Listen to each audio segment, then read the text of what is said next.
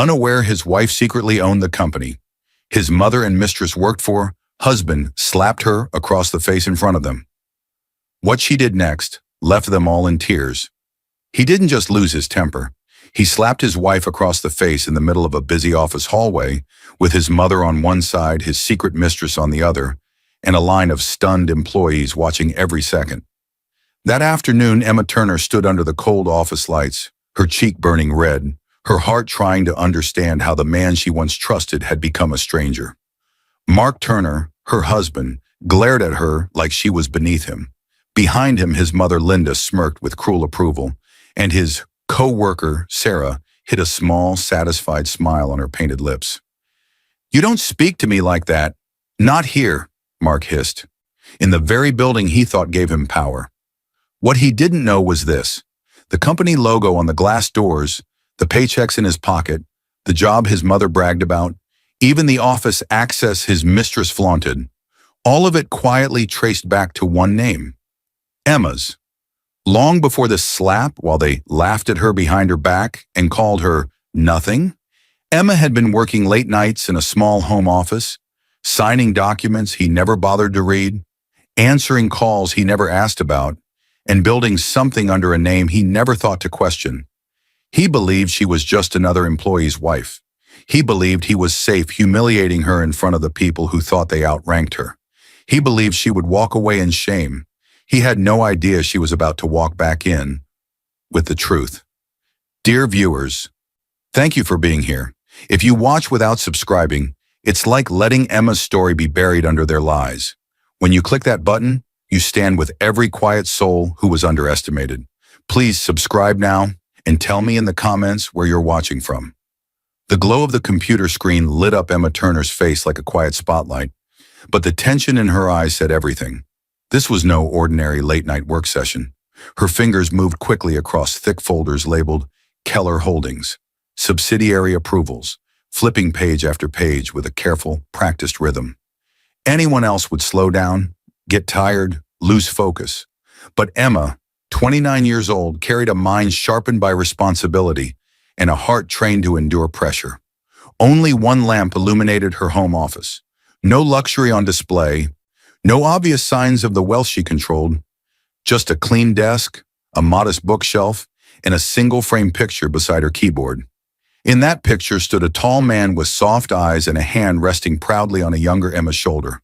Her father, Richard Keller, founder of Keller Holdings, the parent corporation now under her control.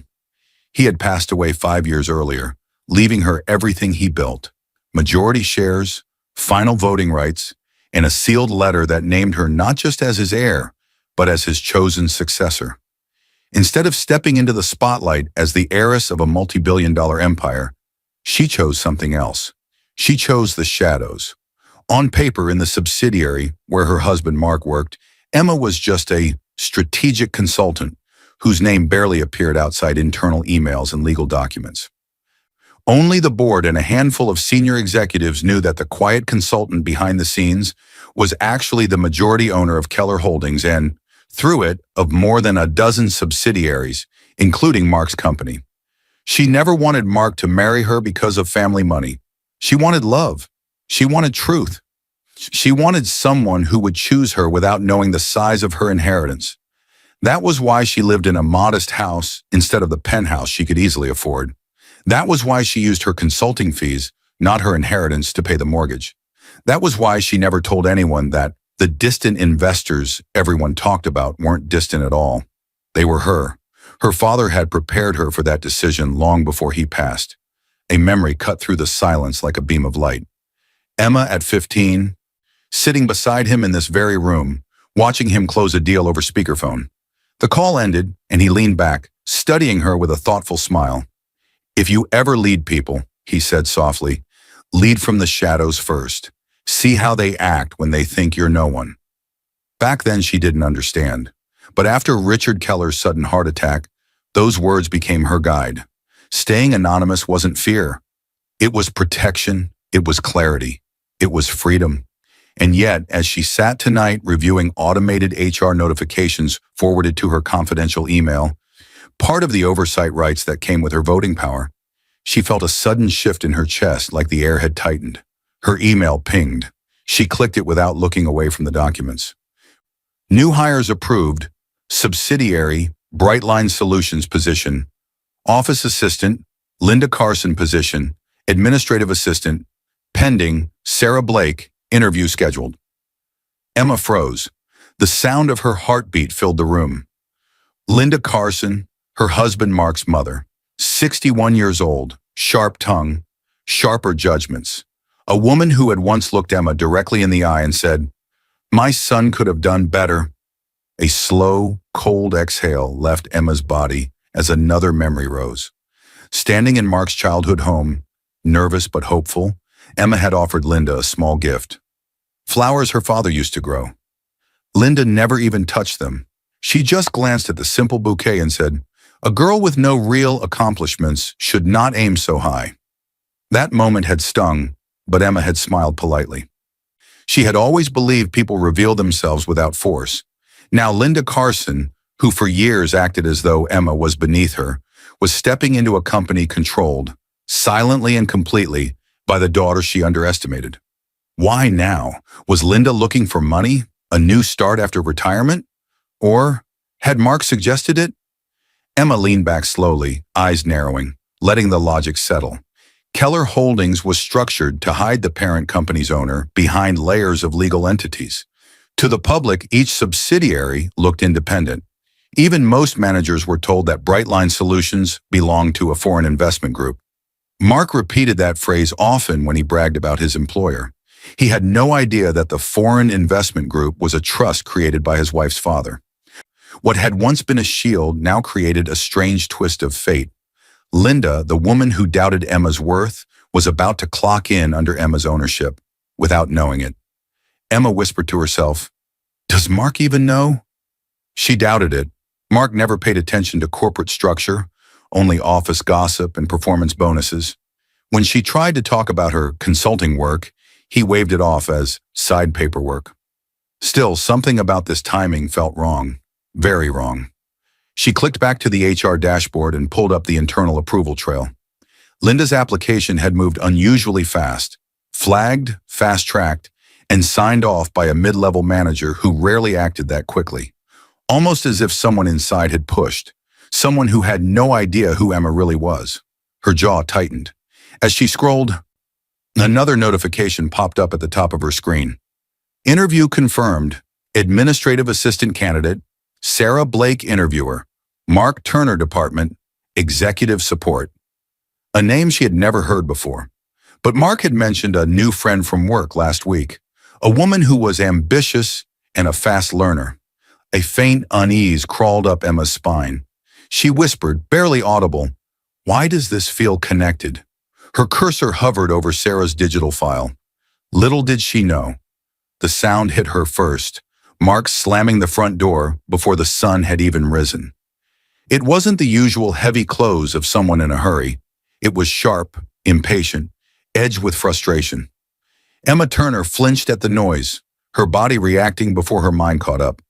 She stepped into the hallway just in time to see her husband of 5 years, Mark Turner, 32, rushing out in a suit far too polished for an ordinary weekday. His tie was perfectly knotted, his hair immaculately styled, his cologne, stronger than usual, hung in the air long after he disappeared. Intensity filled the silence he left behind. Emma stood frozen. For the past month, Mark had been leaving home earlier and earlier, always with a new excuse. Urgent client calls, training sessions, last-minute meetings that strangely never showed up in the company-wide calendar she occasionally saw through her consulting access. But the tension on his face this morning, that wasn't simple work stress. That was something else. The moment his car engine started and faded down the street, she felt her chest tighten the way it did when something deep inside warned her the ground beneath her life was shifting. Slowly, she walked back into the living room, pressing a hand against her still-burning cheek from the emotional slap of his behavior, if not yet the physical one. Her mind drifted, and the memory of a younger Mark came to her like a soft dream, a flashback of their early marriage. Mark carrying her across the threshold of their small apartment, laughing, telling her, "I'll take care of you. You'll never feel alone with me." Another flash. Mark cooking a terrible dinner, but smiling proudly when she praised his effort anyway. Another. Him hugging her from behind in their tiny kitchen, whispering, "You're the best thing that ever happened to me." Those memories were warm, sweet. The reason she stayed patient when things felt off. The reason she tried to understand instead of accuse. But today, there was no warmth behind the door slam. Only distance. Only pressure. Emma sat on the edge of the couch, replaying the night before. Mark had come home late again, shirt slightly wrinkled but smelling faintly of perfume that wasn't hers. When she asked how work was, he answered too fast. Busy. Just tired. He hadn't looked her in the eye.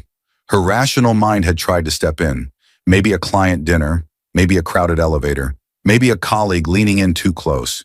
She didn't want to be the wife who built stories from fear. But today, the string of excuses felt less like coincidence and more like a pattern. Mark's changes weren't random. He had recently been given a chance to impress upper management by coordinating with a new administrative assistant who could support him and other executives. That assistant was Sarah Blake. Leaving early gave him time to meet her for coffee before work and arrive together without drawing suspicion. Earlier hours also meant fewer chances for Emma to notice calls, messages, or unexpected detours. He wasn't just busy, he was rearranging his life. Later that morning, Emma remembered she needed the charger Mark kept in his car. He had rushed out so fast he forgot to take his briefcase. It still sat by the door, another sign his mind was somewhere else. She grabbed her keys and stepped outside, still trying to convince herself she was overthinking. When she opened the driver's door, something caught her eye. A napkin. White. Folded neatly on the passenger seat. Her stomach tightened. She picked it up. That's when she saw it. A soft red lipstick stain. Not just any red. A deep rose. A shade she had seen 2 days ago on the lips of Sarah Blake, the new administrative assistant Mark had mentioned with unusual enthusiasm. She's really helpful. The kind of person who makes you look good without you asking. Emma had noticed the way he smiled when he talked about her. She had noticed the way he described Sarah's ambition, but pushed the discomfort aside. She didn't want jealousy to speak louder than reason. But this lipstick stain, this was not jealousy. This was evidence. Her hand trembled as she held the napkin. She could almost hear her father's voice again. Watch how people treat you when they think you don't see them. That's when their truth shows. Her heart pounded. She folded the napkin carefully and slipped it into her purse, not as a trophy of pain, but as a fact she could no longer deny. As she did, she noticed something else on the seat. A small plastic badge. A visitor's badge. She picked it up and read the print. Visitor, Keller Holdings, Headquarters. Name Sarah Blake. Access private office level. Escorted. Date. Yesterday. Her blood turned cold. Sarah didn't work for Keller Holdings directly. On paper, she was just a new assistant at Brightline Solutions, the subsidiary. Most employees never stepped foot in the parent company's building. Why would Sarah have private-level access to Keller Holdings? Why yesterday? Why without Emma being notified, despite her ownership? Emma straightened slowly. Whatever this was, she realized, Sarah wasn't just a co-worker. She was getting closer, to the very center of Emma's world. The elevator doors snapped open with a metallic clang, and Sarah Blake stepped out like she owned the entire floor. Her heels clicked sharply against the tiles, fast, confident, unapologetic. The same deep rose lipstick Emma Turner had seen on the napkin in Mark's car stained Sarah's smile. She walked with a sway that drew attention, a folder hugged against her chest. Intensity settled over the office the moment she entered. Employees whispered quietly. Some admired her confidence. Others raised brows, sensing trouble. But no one said anything aloud. Sarah was 26, newly hired as an administrative assistant, which technically placed her far below managers and even below external consultants like Emma.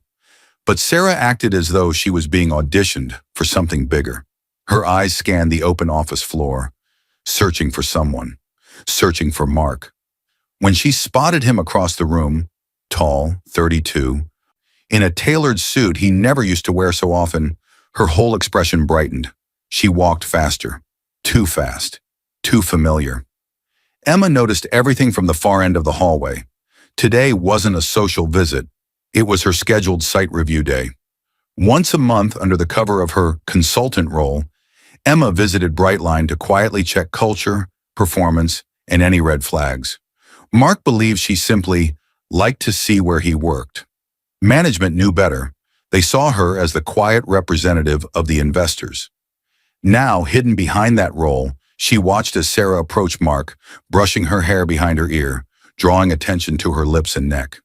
Sarah leaned in, too close for a normal work conversation, and whispered something that made Mark's shoulders shake with quiet laughter. Mark didn't see Emma standing 10 feet away. Not yet.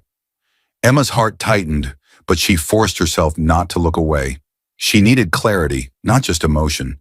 She needed to understand why Sarah had visitor access to Keller Holdings and why her presence here felt like a performance. A nearby door opened. Linda Carson, Mark's mother, stepped out with a stack of files in her hands. 61, stern, sharp-eyed, she walked with the pride of someone who believed she understood power, even though her new job was simple: handle office supplies, help in the break room, and assist with basic admin tasks. Linda didn't care about the simplicity of the role.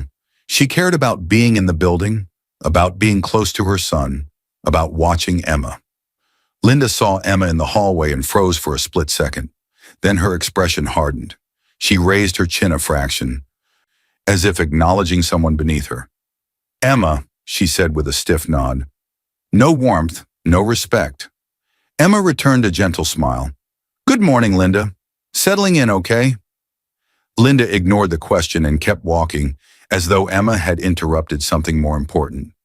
Linda's attitude wasn't born from nowhere. For years, she had only heard Mark's version of their marriage. He told her Emma was unambitious, financially dependent, and content to do light consulting for pocket money. He never mentioned her late nights, her quiet work, or her inheritance. He needed Linda to believe he was the strong, successful one. So he painted Emma as someone who needed him to survive. That lie shaped every look Linda gave her daughter-in-law. From the corner of her eye, Emma saw Sarah grab 2 coffees from the machine and walk toward Linda with almost theatrical sweetness. "Ms. Carson," Sarah said lightly, handing her a cup. "Mark told me you'd love this. Extra sweet, right?" Linda's face softened immediately. She loved being associated with anything that made Mark look important. "Thank you, dear," she replied, almost warm. Sarah leaned in closer, too close for a casual chat, and whispered something. Linda chuckled. Low, disrespectful. Emma stepped a little closer, staying half hidden behind a divider. From here, she could hear them clearly without being seen. Sarah's voice slipped through the space like poison. "He told me she'd never leave him," Sarah murmured, "because she has nothing." Linda's laughter sharpened. "That girl is lucky my son even married her." Emma felt those words like thin blades across her chest, but she stayed silent. She didn't flinch. She watched. Why did they think she had nothing? Why would Mark, who knew her childhood, her father, her grief, create that story? Sarah continued, her tone silky. "He says she's too plain, not ambitious. He needs someone who can keep up with him." Linda nodded approvingly. "Someone like you." There it was. Not just betrayal, a planned replacement. Emma stepped back before they could see her. Her eyes were calm, her breath steady, her heart bruised but not broken. She reached into her purse and touched the visitor badge she had found in Mark's car. How did Sarah get private access to Keller Holdings? Why was an assistant, hired barely weeks ago, already networking at the parent company level, without Emma's knowledge, yet still inside her empire? Something deeper was happening, something planned, something using her own company against her. Emma slipped the badge back into her purse and walked away from the hallway. "If this is how they act when they think I'm no one," she whispered to herself, "I need to see what they do when they think I'm not watching." The office was supposed to be empty. That was why the sudden burst of laughter hit Emma Turner like a slap long before the real one ever would. It wasn't just any laughter. It was Mark's, deep, familiar, intimate, and it was followed by a softer sound she recognized instantly. Sarah Blake. Emma's hands froze over the stack of internal reports she'd been reviewing. She had stayed late intentionally, using her consultant clearance to access the building after hours. She wanted to review the digital logs showing who had been given visitor access to Keller Holdings, especially Sarah. She thought she was alone, thought she had hours of quiet, but that laughter cut through the silence like a warning she didn't want to hear. Her pulse raced, her breath shortened, her stomach twisted. Intensity flooded her body. She stood slowly, careful not to make a sound, and walked toward the hallway. At night, the building felt different. Long shadows, dim emergency lights, the low hum of air conditioning. Every small noise echoed. The laughter grew louder. She followed it to a glass door leading to one of the confidential meeting rooms, a space normally used for high-level discussions and, according to the small plaque on the wall, monitored for security reasons. For quality and security, this room is under audio and video surveillance, a fact most employees ignored. The door wasn't fully closed. Through the narrow gap, she saw movement. Mark, Sarah. Her heart dropped before her mind could form words. Mark Turner, her husband of 5 years, the man who once whispered that he hated liars, had his hand on Sarah's waist. Sarah leaned into him, smiling up at him like he belonged to her, not to the woman standing hidden in the hallway. The sight hit Emma with such force she had to grip the wall to steady herself. She didn't push the door open. She didn't storm inside. She didn't announce herself. She watched, silent and shaking. Her mind yanked her backward into memory. A younger Mark on their wedding night, holding her hands and saying, "I hate cheaters, Emma. I'll never be like my father. I swear it." She had believed him. Completely. Now those words felt like poison. Sarah's voice drifted through the gap, cold and impatient. "When are you going to divorce her? She's a nobody. You said you'd handle it." Emma's knees weakened. She pressed a hand over her mouth to keep the sound inside. Panic surged up like cold water, but she stayed still. Then Mark spoke. "Soon," he said. "I just need to make sure she signs the house over first." Silence crashed over Emma. Her husband wasn't just cheating. He wasn't just lying. He was planning to strip her of the one asset he thought she had before discarding her. The house she paid for using her consulting income, money she earned without touching her inheritance, because she wanted their life to feel real, not bought. Mark didn't know about her full inheritance. All he saw was the house. He believed it was all she truly owned. He wanted financial security in case his career stalled. Sarah wanted the lifestyle without the years it would take to build it. The plan was simple in their minds. Convince Emma, the soft, dependent wife, to sign paperwork for refinancing, then leave her with nothing. Inside the room, Sarah giggled softly. "You're dragging this out. She's weak. Just push harder." "I will," Mark muttered. "She trusts me. She won't see it coming." Emma felt the world tilt, her heartbeat pounding in her ears. She wanted to scream, to kick the door open, to throw their lies back at them. But another voice cut through the chaos, her father's, quiet and steady from years ago. "When someone shows you their cruelty, don't rush to fight them with rage. Fight them with truth." She wiped the tears, blurring her vision with the back of her hand. Her body shook, but her mind was suddenly sharp. The small camera in the corner blinked red. Recording, listening, keeping everything. She stepped back into the shadows, forcing herself not to make a sound. She couldn't stay another second. Emma turned and moved down the hallway, her steps quick but controlled. At the exit door, she paused, her hand trembling on the handle. "If this is the truth," she whispered to herself, "tomorrow won't be the same." She pushed the door open and stepped into the night, her heart shattered, but her mind awake in a way it had never been. As she walked to her car, she didn't look up at the security camera above the door. Still recording, still storing. That footage would matter later, much sooner than Mark and Sarah ever imagined. Chaos struck before Emma Turner even stepped fully onto the office floor. A loud crash echoed through the hallway, papers flying, a chair skidding across the tiles, voices rising with sharp edges. Employees froze in place, staring toward the glass-walled conference room as if a storm had burst inside it. At the center of it, Mark Turner, 32, furious, shoulders rigid, eyes wild with frustration. He shoved a folder onto the floor again as he stormed out of the meeting room. His jaw clenched so tightly it looked painful. The veins in his neck stood out. Behind him followed Sarah Blake, red lipstick freshly applied, trying to arrange her face into concern but failing. Her eyes glittered with something closer to adrenaline, almost enjoyment. Behind Sarah came Linda Carson, Mark's mother, her mouth pulled tight, clutching her handbag like the world had wronged her son personally.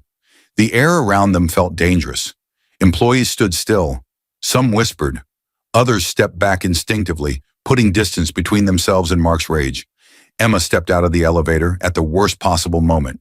Intensity slammed into her. She saw Mark's red face. She saw Sarah's almost smile. She saw Linda's glare. She saw dozens of employees watching, horrified or entertained, and she saw the entire storm barreling straight toward her. A woman near her whispered, "He's completely lost it." Emma swallowed, steadying her breath. She had barely slept after the night she overheard Mark and Sarah. In the early hours, she had called Daniel, her father's old lawyer, and quietly arranged to retrieve security footage and review her legal options. Mark didn't know that. All he knew was that his world had started to press in on him. Earlier that morning, he had been called into a private meeting with senior management. Someone had anonymously flagged concerning behavior and possible misconduct. He wasn't fired yet, but he was warned. Every move would be watched. The guilt, the fear of exposure, the pressure to keep Sarah satisfied and Linda impressed. It all churned inside him. Now he saw Emma standing there, calm and composed in the middle of the hallway, and his mind twisted her into the problem instead of the person he'd hurt. She stepped toward him with a calmness she didn't feel. "Mark," she said softly, "let's talk in your office. You need a moment." He snapped before she finished. "Don't tell me what I need," Mark shouted, pointing a shaking finger at her. His voice boomed so loudly that employees flinched. Emma stopped, stunned by the intensity in his eyes. She raised her hands slightly, palms open, a gesture of peace. "I'm just asking you to breathe," she said quietly. "You're upset, and this isn't—" He cut her off louder. "You don't get to talk to me like that. Not here. Not in front of everyone." Mark's outburst wasn't just about Emma's words. He was juggling shame from the management warning, fear that someone had reported him, the stress of hiding his affair, and the fragile ego of a man who had spent years building a false image of control. To keep that image alive, he needed Emma to look small. He needed to show everyone he was the one in charge. Emma tried again. "Mark, please. Let's step inside and—" His anger detonated. Mark took 2 long strides toward her. Too fast, too close, too loud. He towered over her, chest heaving, eyes dark with something far beyond irritation. "Stop telling me what to do," he hissed. "You don't get to embarrass me like this." His hand rose. For a heartbeat, the entire world slowed. Sound faded, faces blurred. Even the hum of the air conditioning disappeared. And then, he slapped her across the face. The sound cracked through the hallway, sharp, brutal, final. Emma's head jerked from the impact. Her hair whipped across her face. Her cheek burned instantly, heat spreading under her skin. The office froze. Someone gasped. A man dropped the stack of files he was carrying. Another employee covered her mouth. Even the elevator behind Emma dinged open and closed again, without anyone stepping inside. Sarah Blake smirked, proud, satisfied, resentful of the part of her that still feared being second. Linda Carson's lips twisted into a sneer, as if Emma had invited this, as if humiliation was what she deserved. Emma didn't fall. She didn't scream. She didn't even raise her hand to her cheek. She lifted her head slowly, letting everyone see the red mark forming on her face, letting the silence do what no argument could. Her eyes met Mark's. For a split second, something flickered there. Shock, maybe even fear. He knew there were cameras. He knew people were watching. He knew this wasn't just a private loss of control, but his pride stomped that flicker out. "You don't speak to me like that," he growled again, quieter now but more venomous. "Not here. Not in public." Emma's voice came out soft. "I see," she whispered. A breath, a realization, a goodbye she didn't say out loud. "This is who you've become." The words landed heavier than the slap. Mark blinked. Sarah stiffened. Linda frowned, confused by the calm. Employees stared, waiting for Emma to collapse, to yell, to run. She did none of those things. She turned away instead, her movements controlled, and walked toward the women's restroom, heels steady against the floor, even though her hands were shaking. As she pushed the door open, one thought cut through the pain like a blade.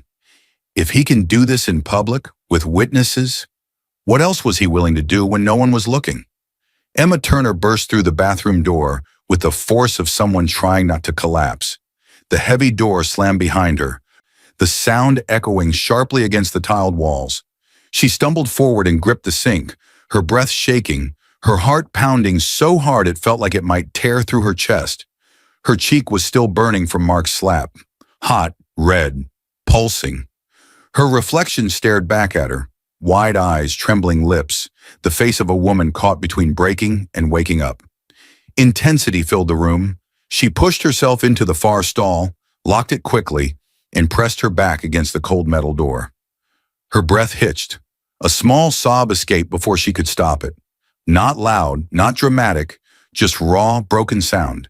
She covered her mouth with both hands, forcing the next sob back down. Tears spilled anyway. She sank slowly onto the toilet seat, knees weak, head dropping forward. Alone, humiliated, wounded. The burn on her cheek was nothing compared to the fire spreading through her chest. She had been slapped, not in private, not in a moment of regret, but in front of his mother, his mistress, and an entire floor of employees. A public declaration of disrespect. Her thoughts crashed into each other. Mark was cheating, Mark was lying, Mark was planning to take their home, and now Mark was willing to hurt her in front of witnesses. The betrayal wasn't just emotional anymore. It was violent, strategic, escalating. Her mind replayed the night in the private meeting room, the one that had split her world open. She could still hear Sarah's voice. "When are you going to divorce her? She's a nobody." And Mark's answer, "Soon. I just need to make sure she signs the house over first." Her chest tightened so hard it hurt to breathe. It wasn't a misunderstanding. It wasn't a moment of weakness. It was a plan. Emma hadn't come to the bathroom because she was weak. She needed privacy. She needed control. She needed somewhere she could break safely before she rebuilt herself. If she confronted him now, bleeding anger, trembling, crying, he'd twist it. He'd call her hysterical. He'd paint himself as the victim. She refused to give him that story. Her body trembled harder. Tears fell faster, landing on her hands. But she kept her sobs small and contained. She refused to let the world outside hear her crumble. Slowly, a different memory surfaced through the panic. Soft, steady, like a hand reaching through chaos. Her father. She was 10, sitting on the porch steps, crying after a group of kids at school mocked her for being weird and quiet. Richard Keller had knelt in front of her, wiped her tears and said, "When people are cruel, don't waste your strength trying to scream them into kindness. Use your strength to protect yourself with truth." Another flash. Him in the office, teaching her how to read contracts. Another. Him reminding her, "You'll be powerful one day, Emma, not because you shout, but because you see clearly." The tears slowed. Her breathing steadied. Her fingers stopped shaking. Silence filled the stall, not heavy, but grounding. Emma wiped her face with her sleeve, carefully drying her cheeks. She lifted her head. The pain in her chest didn't vanish, but it found edges, shape, direction.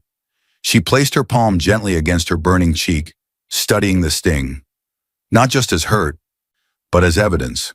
Her father's voice echoed again, more clearly now. "Fight with truth." A quiet shift settled into her bones. Not loud, not explosive, but strong. Her face hardened, not with rage, but with purpose. She unlocked the stall and walked to the sink. She washed her hands, splashed cool water over her face, watched the red mark on her cheek in the mirror, seeing it now as both wound and witness. Then she reached into her bag and pulled out her phone. Her fingers were steady. She opened her messages and scrolled to a contact saved under a simple name, Daniel R. There was a time, months ago, when she'd called Daniel Reed, her father's former lawyer, and asked a question she never thought she'd need to ask. What if I someday have to protect myself from my own husband? Daniel had responded calmly, professionally, but beneath it, with genuine concern. He'd suggested a contingency plan, quiet monitoring of financial movements, keeping copies of sensitive emails, confirming security footage was backed up. If you ever need to trigger all of it at once, he told her, send me just one message. Activate the file. I'll know what it means. I'll pull everything. Back then, she hoped she would never use it. Now she typed the words. Activate the file. She hit send. No explanation, no apology. A few seconds later, her phone buzzed. Understood. Meet me in the private office in 30 minutes. I'll bring everything. Emma locked her phone and slid it back into her bag. She stared at her reflection one last time. The mark on her cheek was still there, but the expression behind it had changed completely. She wasn't just the woman who got slapped. She was the woman about to answer cruelty with proof. She took hold of the bathroom door handle. If truth is what he fears, she whispered, then truth is exactly what he's going to meet. She stepped out into the hallway, employees still whispering about the slap, some glancing away guiltily when they saw her. None of them noticed the new expression in her eyes. Not revenge, but evidence. Emma Turner walked into the private office with a force that didn't match her calm face. The door shut behind her with a quiet click, but the intensity in her steps filled the room. She held her purse close, her posture controlled, every movement deliberate. Inside the office sat Daniel Reed. Early 40s, neat suit, calm eyes, the kind of man who could stand in a courtroom or a boardroom and never raise his voice, yet still command attention. He had once worked directly for her father, handling high-stakes negotiations no one ever heard about. He was the first person Richard Keller had told the truth to. If anything happens to me, she's in charge. So Daniel knew exactly who Emma really was, and when he saw the faint bruise rising along her cheek, he froze. Emma! His voice was soft but edged with alarm. Sit down. Tell me what happened. She didn't sit. Not yet. She placed her purse on the table, opened it, and pulled out a small flash drive. She set it gently in front of him, as if she were placing a detonator down. Daniel looked at the drive, then at her eyes. Steady, contained, dangerous in their calm. What is this? He asked. Emma finally spoke. Everything you asked me to collect, she said, and whatever the security team has from last night and today. She sat. Now. Daniel took the flash drive, slid it into his laptop, and waited. When the folders appeared on screen, his jaw tightened. Emma, he said quietly, how long has this been going on? She didn't look away. Long enough to know this isn't confusion. It's cruelty. The screen displayed labeled folders, evidence, one security footage video clips from Keller Holdings and Brightline, compiled by the head of security after Emma's activate the file message. The hallway slap, the private meeting room where she'd overheard Mark and Sarah, the footage of him storming through the office that morning. Daniel clicked on the clip of the slap. The audio filled the room. Stop telling me what to do. You don't get to embarrass me like this. Then the crack of Mark's hand against Emma's face. Daniel's hands curled slightly on the desk.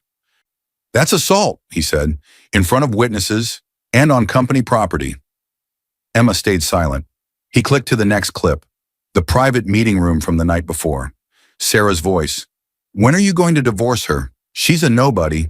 Mark's voice. Soon. I just need to make sure she signs the house over first. Daniel exhaled slowly, anger controlled but visible. So it wasn't just the affair, it was premeditated. Evidence 2. Audio backups. Some security rooms recorded separate audio for clarity. Daniel played segments where Mark and Sarah laughed about how soft Emma was, how dependent, how easy it would be. She won't see it coming, Mark said in one file. She trusts me. Emma's fingers tightened around the edge of the chair. Evidence 3. Financial records, screenshots of Mark transferring money from their joint account into a hidden one in his name. Payments for hotel rooms, expensive jewelry receipts that Emma had never received. Daniel scrolled. You authorized access to your bank data? He asked. I did, Emma replied.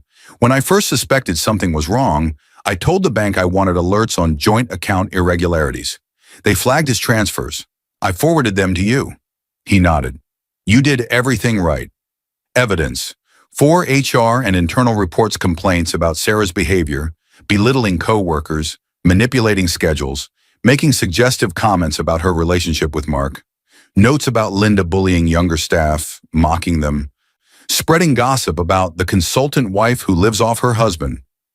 HR tried to address some of these quietly, Daniel said, reading, but with your position, these now have weight at the board level. They're no longer rumors, they're a pattern. Evidence 5. Emails and messages. Emails from Mark to a close friend. Once she signs the house papers, I'm gone. Sarah and I deserve better than this boring life. She's too soft to fight back.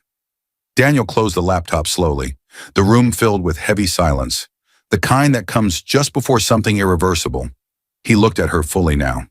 Emma, he said carefully, you're not just ending a marriage. He paused. You're about to trigger HR action, legal consequences, and corporate discipline in one move. This doesn't just affect him. It affects everyone who helped him. Emma's voice was low, steady. They dismantled my life, she said. My trust, my dignity, my safety. She held his gaze. I'm not dismantling them.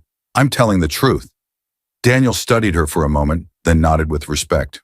We go in steps, he said. First, I'll present this to the board as both legal counsel and representative of the majority shareholder. You. HR will use it to justify terminations. Then we file for divorce and a restraining order. The assault gives us strong grounds.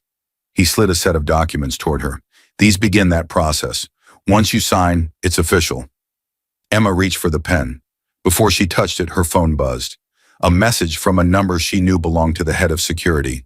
Be aware, your husband is demanding answers. He knows someone is helping you. Emma's hand paused over the pen. Daniel frowned. What is it? She showed him the message.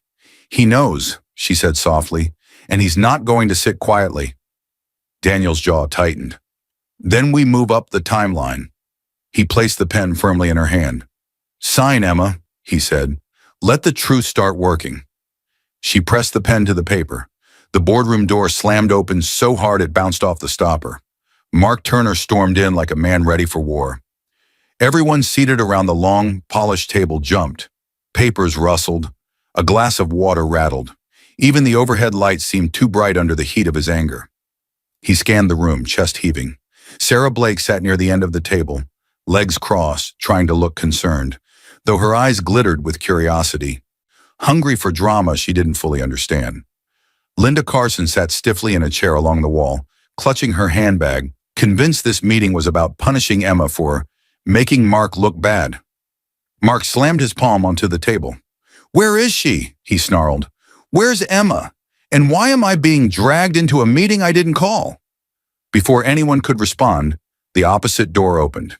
Daniel Reed walked in, calm as ever, carrying a thick folder and a slim laptop bag. His measured steps swallowed some of the chaos in the room.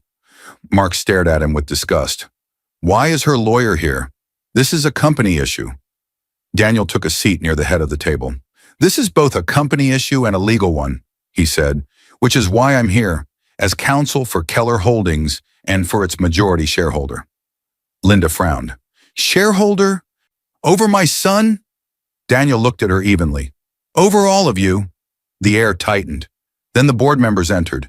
5 senior executives, faces serious, eyes sharp. They nodded to Daniel and took their places. Not one of them acknowledged Mark, Sarah, or Linda. Mark's face flushed. What the hell is going on? No one answered, until the door opened one last time. Emma Turner walked in. No trembling, no tears, no visible anger. Her cheeks still showed the faint yellowing trace of the bruise from his slap. But her eyes were different now, cool, focused, awake. The board members nodded to her respectfully. Mark stood abruptly. Why is she here? Daniel answered. Because she called this meeting. Shock rippled around the room. Sarah blinked. She what? Why would she? She doesn't have that kind of authority. Linda scoffed. Silly girl probably thinks being his wife gives her power. Daniel opened his folder. That assumption, he said, is the reason we're here. He slid a stack of documents in Mark's direction. Read. Mark snatched them up, flipping through angrily. His eyes moved quickly, then slower, then stopped. His color drained. His hand shook. "What is this?" he whispered. Linda leaned over his shoulder, reading. Her fingers tightened on her handbag strap. No, that can't be right. This is a trick. It's fake." Sarah grabbed another copy, her eyes flicking across the lines. Her face froze. "You've got to be kidding me." The documents were simple. Ownership records, trust documents, board resolutions. All saying one thing. Emma Turner was the majority shareholder of Keller Holdings, with controlling interest and final decision power over its subsidiaries, including this company. She wasn't just a consultant. She wasn't nobody. She was their employer. The room went dead quiet. Emma stepped forward, her voice soft but edged with steel. "You all worked for me," she said, "while helping destroy me." Linda shook her head, eyes wide. "Why didn't you tell us?" Emma met her gaze. "Because I wanted to see how you acted when you thought I had nothing." Sarah stood up abruptly, chair scraping. "This doesn't mean anything. I haven't done anything wrong. You can't fire me just because you're rich." Daniel lifted another set of papers. "We can, and we are," he said. "HR investigations backed by your own emails, messages, and recorded behavior. 6 separate complaints. Evidence of harassment and unethical conduct." He slid the file toward her. Sarah's hands shook as she skimmed it. Linda tried to stand next, defensive. "I was only protecting my son. I didn't do anything." Daniel placed another document in front of her. "Workplace bullying," he said. "Multiple witnesses, intimidation, disruptive gossip, all in violation of company policy. Under standard conditions, that alone would be grounds for termination. Under these," he nodded toward Emma, "it's non-negotiable." Then he turned to Mark. "And you." Mark swallowed hard. His voice came out weak. "Emma, please. Don't do this. We can fix this. We can talk. I lost my temper." Emma's eyes didn't soften. "You slapped me in front of 16 employees," she said quietly. "You cheated on me. You tried to take my home. You called me nothing." She turned to the board. "As majority shareholder, I support the following actions." Daniel read them aloud. "Effective immediately. Sarah Blake, employment terminated for misconduct. Linda Carson, employment terminated for repeated violations of workplace standards. Mark Turner, suspended pending legal investigation and permanently barred from leadership roles." Gasps spilled in from the hallway, where employees gathered just out of sight. Mark sank into his chair, shoulders collapsing. "Emma, I'm begging you, don't end my career." She didn't look at him. Instead, she reached into her bag and pulled out a sealed envelope. She slid it across the table. He opened it with trembling hands. "Divorce papers." Her voice didn't rise. It didn't tremble. "This," Emma said, "is just the legal side of the truth." She turned and walked toward the door. Her phone buzzed in her hand. She glanced down at the message. From Daniel's paralegal, time-stamped minutes ago. "Court accepted urgent filings. Hearing moved up. Updates coming today. There may be more." Her eyes narrowed slightly. Chaos erupted the moment Mark Turner stepped out of the boardroom. Security was already waiting. 2 guards approached him, posture professional but firm. Their presence alone was a message. Whatever power he thought he had was gone. "Mr. Turner," one guard said, "you'll need to collect your personal belongings. Your badge access has been suspended." Mark's face twisted. "I don't need an escort. I'm not a criminal." But his voice sounded small against the echo of what everyone had just seen, the slap in the hallway. The trembling bruise on Emma's face, the footage already sent to HR, already reviewed by the board. Everyone knew Linda Carson was next. An HR representative approached her, soft but unwavering. "Mrs. Carson, your role here has been terminated. Your access is revoked. We'll escort you to retrieve your things." Linda's eyes filled with panic. "You can't fire me," she snapped. "I'm his mother. You can't just—" The HR rep handed her a printed document summarizing the complaints and policy violations. Linda's hands shook as she read. Her voice cracked. "She did this. That ungrateful girl did this." But no one answered her. Employees watched quietly. Some looked away, uncomfortable. Others stood still, absorbing the consequences of behavior they'd once thought untouchable. Sarah Blake stormed out of the boardroom next, her mascara smudged, her expression a mix of fury and disbelief. "This is insane," she hissed. "I didn't do anything that doesn't happen in every office." No one agreed out loud. She hurried to catch up with Mark. "Mark, baby, listen," she said, grabbing his arm. "We can fix this. You can talk to her. Tell her you were stressed. She still loves you, right? We can—" Mark jerked his arm away. "They fired me, Sarah," he shouted. "They fired my mother. You said she was nothing. You said this would be easy." Sarah's face hardened in a heartbeat. The desperation vanished, replaced by cold calculation. "Don't blame me because you were stupid enough to get caught," she said quietly. "You're the one who hit her in front of a camera." He stared at her, stunned. "You said you were with me," he whispered. She smoothed her hair and shrugged. "I'm with whoever isn't ruined." And just like that, she turned and walked toward the elevator. It was the last time he saw her in that building. Over the next several weeks, Mark's life unraveled fast. First, Brightline made his termination official. The internal story, assault, misconduct, and ethical breaches, moved quietly through the corporate network. Officially, no one was supposed to discuss it. Unofficially, recruiters and executives talked. No one wanted to take the risk. Potential employers stopped returning his calls. LinkedIn messages went unread.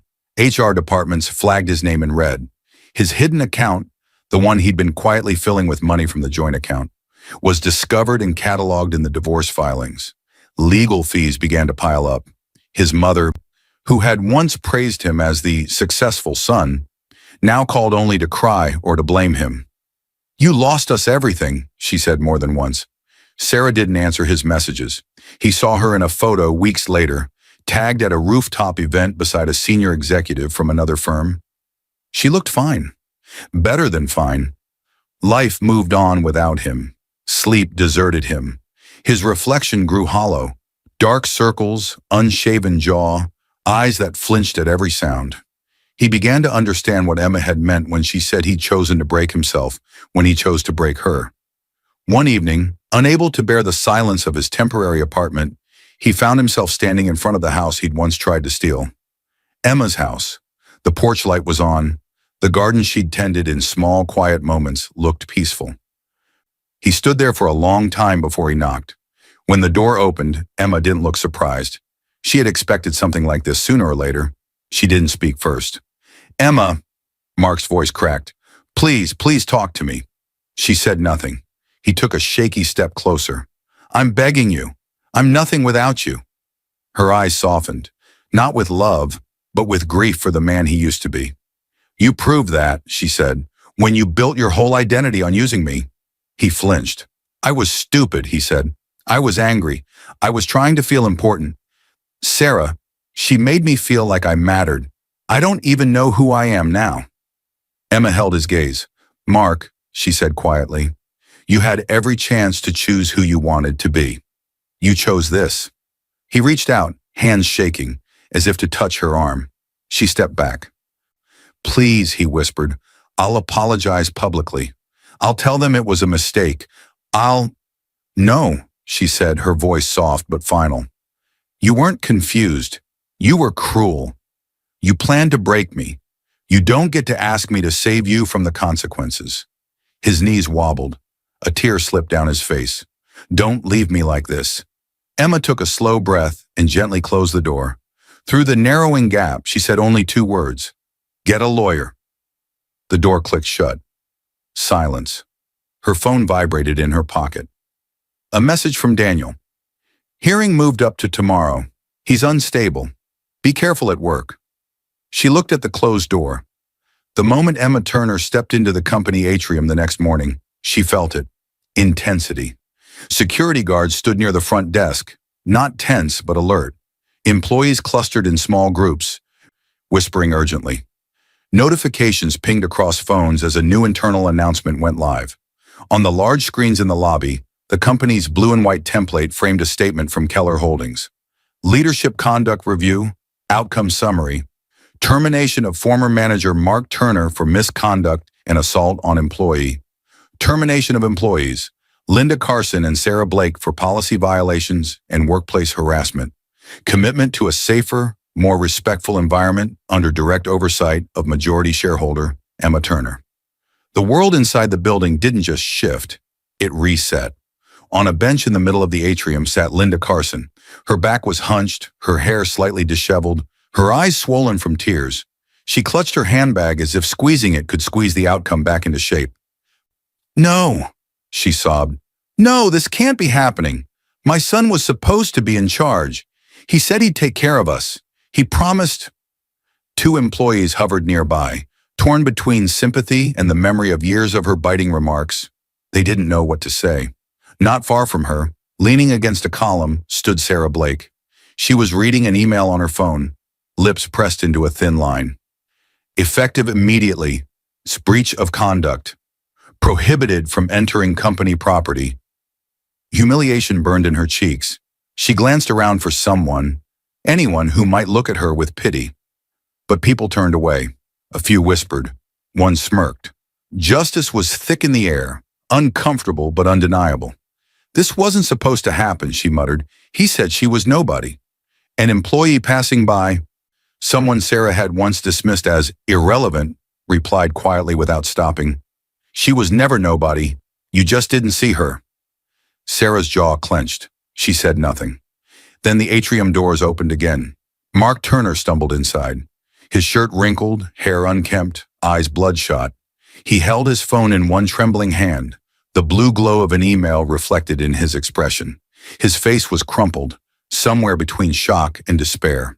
He looked around. For his mother, for Sarah, for anyone who might stand between him and the consequences. When he saw Linda, he rushed toward her. "Mom," he said, voice cracking, "this can be appealed, right? They can't just end everything over one mistake. The board—" She pushed him back with shaking hands. "You lost your job," she cried. "You lost my job. You lost your wife.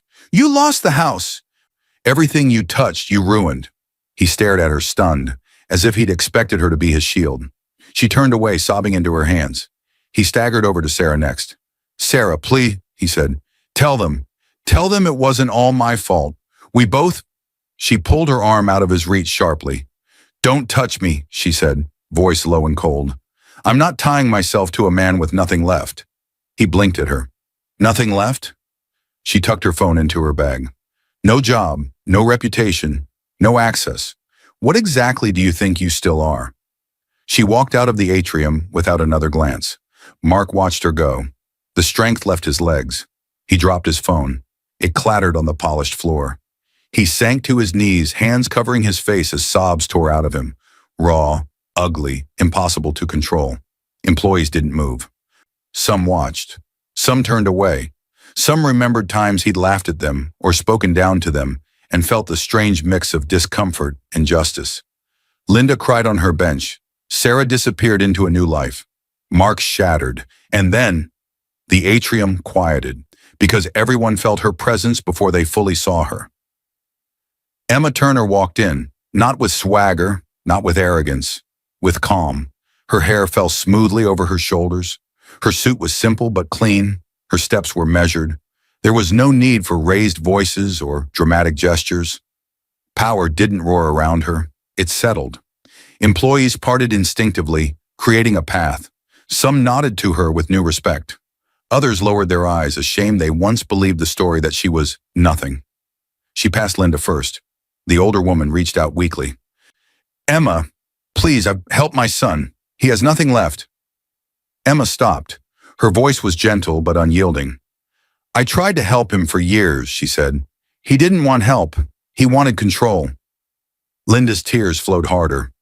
Emma moved on. She approached Mark last. He lifted his head slowly, eyes red, cheeks wet. "Emma," he whispered, "please, say something. I have nothing without you." She looked at him with a mixture of sadness and clarity. "You became nothing," she said softly, "the moment you decided my pain was acceptable as long as you got what you wanted." He sobbed harder. "I'm sorry," he choked.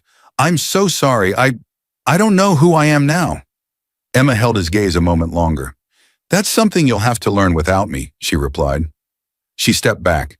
At that exact moment, her phone buzzed in her hand. A message from Daniel. "Court order just signed. Divorce granted. House confirmed in your name. Restraining order approved. Come up when you're ready. Her eyes closed briefly as she absorbed it. This was it, not revenge. Closure. As she walked toward the elevator, her thoughts unfolded like a quiet narration in her mind. Words she wished every underestimated person could hear. Power was never what I lacked. It was what I refused to use, until they left me no other choice. She stepped into the elevator. Before the doors closed, she glanced back one last time at what was left of her old life. Her ex-husband on his knees, her former mother-in-law broken, her ex-rival gone, employees watching and learning. She whispered not to them, but to herself, and to anyone listening in their own lives. Some people break you just to prove you're weak. What you do next decides who you really are. The doors slid shut with a soft chime. As the elevator rose, her phone buzzed again. A final message from Daniel. I also have news about your father's last directive.